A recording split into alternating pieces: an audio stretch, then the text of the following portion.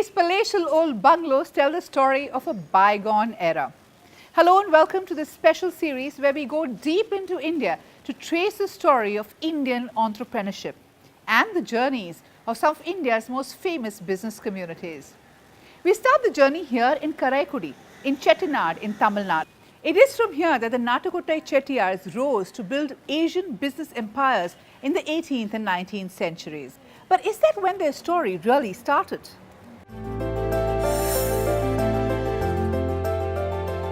The ancient Pillayarpati temple close to Karaikudi in Chettinad is one of the oldest and most famous of the 9 clan temples the small but affluent Chettiars still align themselves to.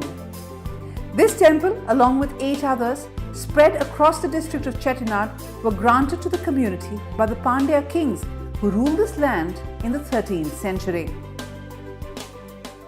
But the history of the small and affluent Chettiars, who at one time were the financiers to Southeast Asia, is still shrouded in mystery. How far back do they go? Were they part of the old trade networks forged when the Cholas ventured out to conquer new worlds? Or did they rise as the British port city of Madras came up? In Chennai, Meenakshi Mayappan, author of many books on Chettiar history, culture and cuisine, tells us of a popular legend among the Chettiars on their origins and how they landed in Chettinad. The story is that originally we came from Kanchipuram, and the Chola king there abducted one of our women.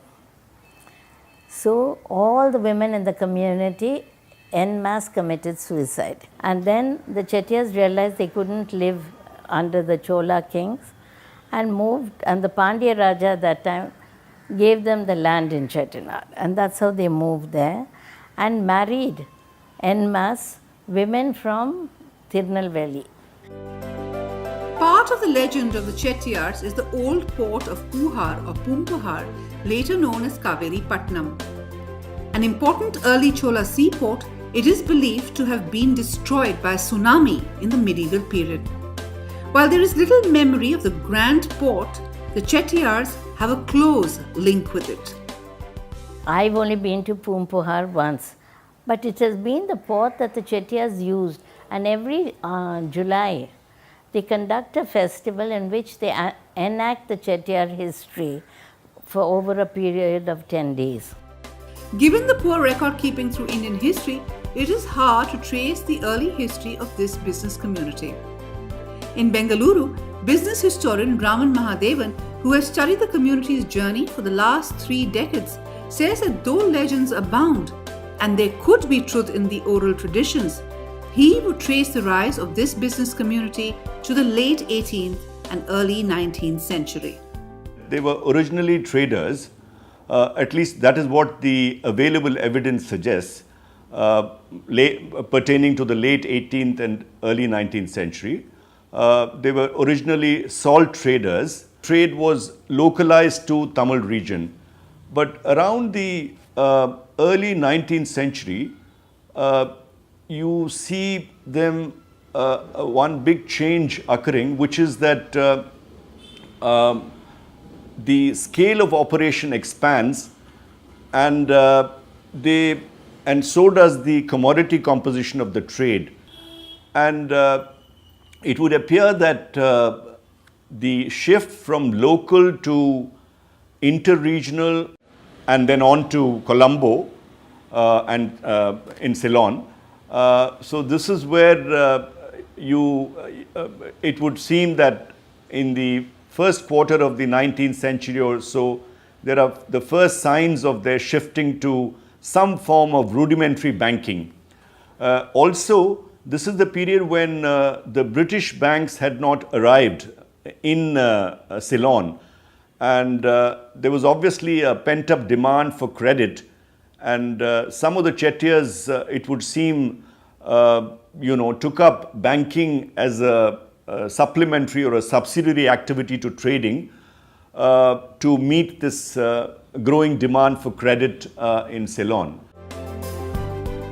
This was the start of the spread across Asia and the Chettiars dominating the new city of Madras, which was being built.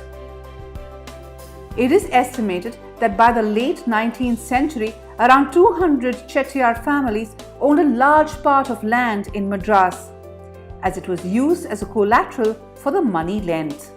The coming of the British in Madras resulted in the creation of a new economic space, whether it was banking, trade, or investment in infrastructure, that is, railways and plantations. A new order was being created, and India was being integrated into the global economy. The Chettiars were quick to throw in their hat and align with the European managing agencies, often acting as financiers as they ventured into Southeast Asia, especially Burma and Malaysia. The organized movement of Chettiar capital to the overseas starts sometime around the mid-19th century, but really picks up steam after 1870s, following the opening up of the Suez Canal in 1869 and the consequent sharp reduction in the travel time and distance between Europe and India provides an enormous boost to the markets. So it is only after this that from 1870s, 80s onwards that there is a very significant outflow of Chettiar capital from South India to all these parts. I mean, Burma was being opened, and it coincides with the opening up of these regions to colonial commercialization and crop specialization. Burma emerged as the major rice producer for the world, between 1870s and 1920. Malaysia ended up as one of the major producers of rubber and tin. Sri Lanka was cast as a plantation economy. So it is precisely at this time when these regions were being were exposed to the forces of, shall I say, commercialization, and where there was a demand for credit, that the Chettiars, as shrewd businessmen, were able to perceive the opportunities for investment in these regions and move out of South India. Sadly, the Chettiar mansions in Karaikudi are today the only reminders of a glorious past. There is little memory of the role the Chettiar bankers played in financing and so transforming Southeast Asian economies, be it Burma or Malaysia. Historian Raman Mahadevan believes that the greatest success of the Chettiar community lay in their ability to spot a chance to make money anywhere. Their business acumen and ability to entrepreneurial ability to sense the opportunities which were emerging in the course of the 19th century, late 19th and early 20th century, and seize those opportunities and through the kind of system which they developed of networked banking. I think that's what enabled them to, in a sense, emerge as an economic force in South India. After all, it has been estimated that in 1890, their population was roughly 10,000, and their total assets, according to, of course, these are all rough estimates, according to this estimate, according to one estimate, their total assets was worth 10 crores. But by 1930, their population had increased to 50,000, and their assets were worth 150 crores. It's a phenomenal growth in a matter of, 30 odd years, 40 years. This also marked the peak of the Chettiars in business. An economic depression, the world wars, the Japanese takeover of the region, and the strife that followed forced them to leave their businesses and land. It was really the depression of the 1930s which triggered this crisis. The depression itself resulted in industrial recession, and therefore a fall in demand for primary products from these various countries, the colonies. and that resulted in the sharp fall in the price of primary products. I mean, whether it was rubber, whether it was rice, whether it was tea, and with the result that the debtors who had taken loans from the Chettiars by providing land or immovable assets as collateral were unable to, repay the loans. So they were saddled with land, which was, not worth very much at that point of time, because given the sharp fall in prices and the depressed land market. So many of them, it has been estimated that as many as 400 of the 1,650 firms which were operating in Burma in 1930, about 400 firms collapsed. It was a crisis that the community just couldn't get over, and many believe that the golden days of the Chettiars ended nearly 80 years ago. But in the world of business, you can still come across some powerful Chettiar empires built by men who were quick to shift track and embrace change. In their prime, the Chettiars were among the most powerful business communities of India.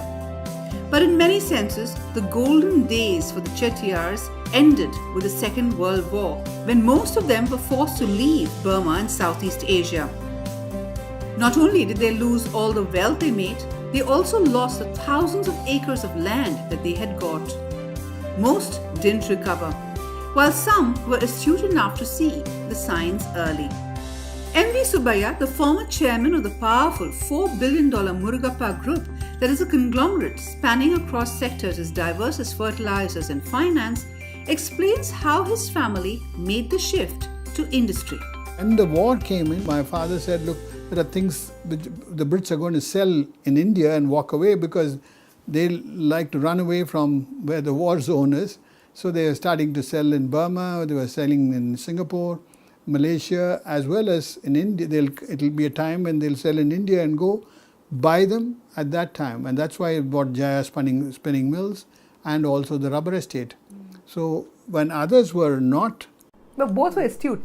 I've heard the Jaya mills was largely because of the silk parachutes that were made. Silk. And of course the rubber plantation, because by then the automobile industry had taken off in Europe, and with crisis in Malaysia, it would be. So they were astute decisions to take at that point. You know? No, he was very well informed. My father and my uncles that way were for their background, they're extremely well informed. And they socialized. I think one of the main things is very few Chettiars in Burma or in India socialized with the local people as well as with the Europeans, which is where my father scored. I mean, he used to play tennis and even in Burma, and so he had to play with the officers and the army officers as well as the bureaucracy. When the war happened and the crisis happened and there was revolutionary fervor in Burma, it was a tragic time because you lost your father at that time. It was also a time when he actually represented the Chettiar community in negotiations with them. Absolutely. But very little, and because of that tragic incident, I mean, the family withdrew from there. What happened to the Chettiars' lands over there? I mean, were they just simply lost? Everything lost. Everything lost. Well, I think the whole, the estimation, there's only an estimation or a guesstimation is about just over 1.5 million acres were lost altogether, of paddy fields and also a lot of timber. It is said that the Chettiars never, as a community, never got out of that. I mean, they never got back onto their feet. What is your assessment of the post-war period when they come back? No, I think you got to go back in history then to understand the community and the community. Even today, the community size is only 120,000 people world over. And 20% of that lives abroad. Now, before 1940, everybody went into the money lending business. No one thought of education as an important element, because education was part of the money lending business training system. Today, the Chettiar community is scattered around the world, and only a few youngsters are following traditions and going into business. Interestingly, Subbiah says that he was the last of his generation who went through the stringent apprenticeship system that all young Chettiar boys had to. Divided into 5 stages, it defined a system of grooming that seems to have worked well. 5 stages of training: Podiyan, Adathal or Kanakappillai, Kootali, Pangali and Mudalali. You are trained to become an entrepreneur.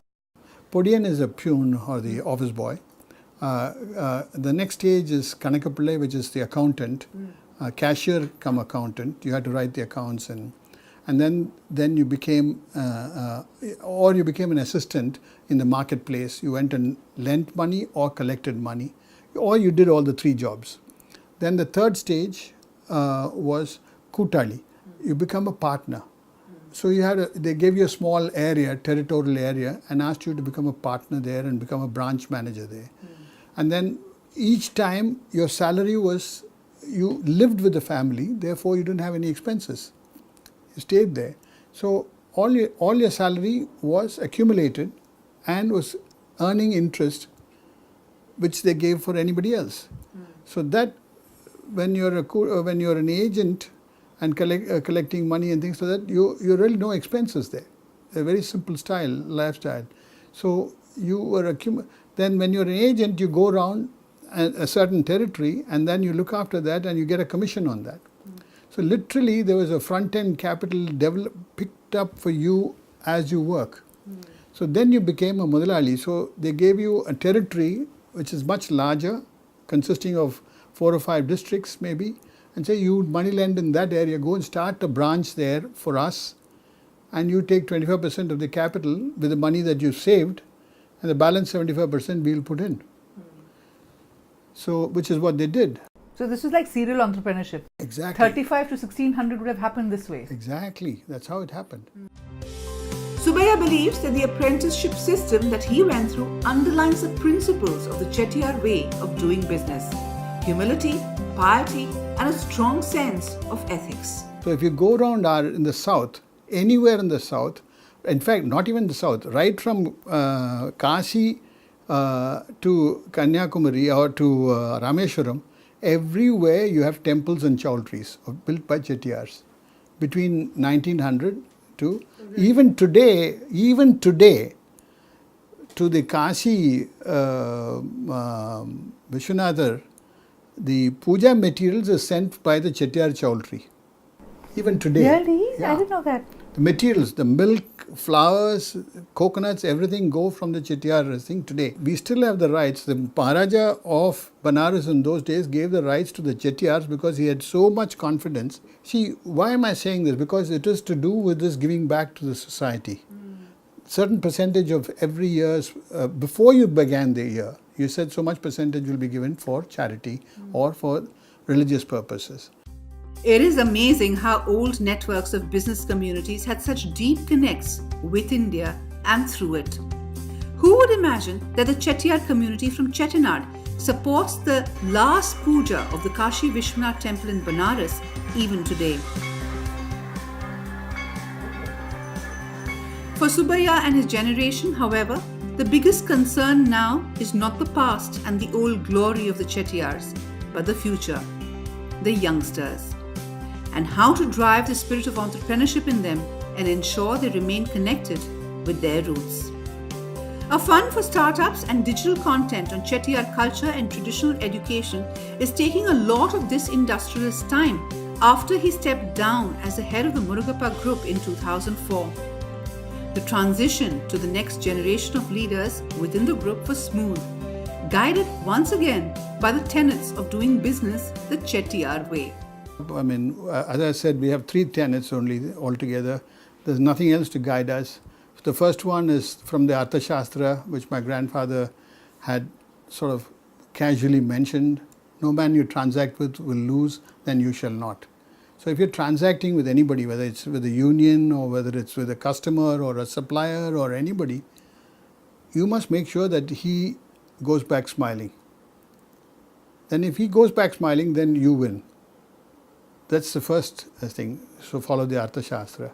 Second one is, as I said, from Tirukkural, once you start making money, give back to society, because the water in the well in your house is available only for your family. So if you do well in business, share it by building a temple tank, which is exactly what my grandfather did when he started making money. Built the first temple tank, and the second time when he built the hospital. When he went to Burma and came back, he built the hospital in 1924. So we still do this. So if you start sharing it, then the joy of that will make sure that, look, if I stop now, don't make some stupid mistakes in my business, it's not going to affect my family alone. It's going to affect those 10,000 children who go to school, the 1,500 polytechnic students, and the 1 million patients that come and attend the hospitals. The third principle is retiring at 65. Yeah. It's a very interesting thing. I didn't realize it till John pushed me into it and said, look, why your grandfather said we don't know, we must find out, there must be a reason. So I've done some homework on that, and we found from the Vedas, it says very simple, don't be like a mango, because when it's totally ripe, it'll get hurt before it's used.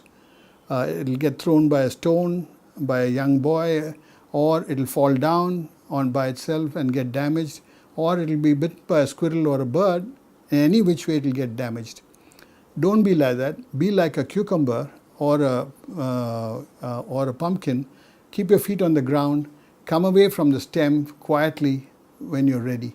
And that's the age of 65, which he put down. That is an important lesson for all businessmen today. The enterprising Chettiars left behind a multi-hued legacy. From timeless wisdom on how to run businesses to much more everyday, tangible heritage still being kept alive here in Chettinad. The old bungalows of Chettinad tell the story of the rise and spread of the Chettiars across oceans. The opulence talk of riches from far, the chandeliers of the European influence, and the tiles of the color that wealth brought into this otherwise arid land. The bungalow, an early 20th century outhouse which the gentlemen used for leisure, is today one of the few places where you can find a slice of how well-heeled Chettiars lived in their prime. Deep tiled verandas, four-poster beds, and of course the cuisine that has made this region so famous. The bungalow is run by an old Chettiar family, and Meenakshi Mayappan is the lady running the show. Over a sumptuous lunch of all the famed Chettinad fairs, she tells me how her family restored the bungalow and how tough it has been for most. The entry to the bungalow, it's the lobby area, that was built in 1916 and it was falling apart. So my son said that we should either restore it or demolish it. It was very badly damaged. There was water logging on the roof up there, and that roof had collapsed. So then again he said, various generations of grandfathers have built it. We shouldn't demolish it. Let us restore it and start with 4 rooms. So we started with 4 rooms in that building. The next building was also there. That's an Art Deco building. So we added 4 rooms there. And till 2004, we went on with 8 rooms. And then after that, we built another block of 12 rooms, but it matches. You can't see that. It is said that there were so many old palatial mansions in this region. A lot of them have just gone to dust. What is the state of the restoration? Because I know you've written a book on the Chettiar heritage. You've really working towards restoring some of this. What is the status right now? How many houses would have been restored? I mean, or have we lost more than we have saved? Oh yes, very much more than what we have saved. We have lost. Yeah. See, we estimate, I don't know at the beginning how many there were, but there was at a time 25,000 quite recently, because we comprise 76 villages, and a good deal of them have been demolished. Now they estimate only 10,000 buildings left. And the antique dealer tells me that on an average 20 houses get demolished every month. That's a lot. But it's very tough to manage these. I mean, because very, it's expensive and it's tough. Around 400 kilometers from Chennai, getting to Chettinad is a hike, but when we were there were many tourists as well as visitors from close by. Madurai and Trichy all come for a sumptuous meal. Chettinad cuisine is an interesting blend of spices and meats, and they do tell the story of far-off lands. Chettinad food is so famous, so I think this is the best way to wind down a conversation on the contribution of the Chettiars on Indian business. But how is this different? What are the main ingredients of something like this? We use a lot more pepper and a lot more tamarind than we use chilies. And our chilies are particular to Tamil Nadu. They're round and we call them Gundu Molaga. It comes from Ramanathapuram. You know, the Chettiars overseas, when they came, they brought back pepper and they brought back anise seed and various spices from the Far East. This Chettinad food may well be the most famous export to the rest of India from this land. And interestingly, most people know this area because of it. But with efforts to hold on to the cultural legacy and the entrepreneurial spirit that this community was famous for, attempts are being made to ensure that the new generations of Chettiars spread across the world remain connected with their roots.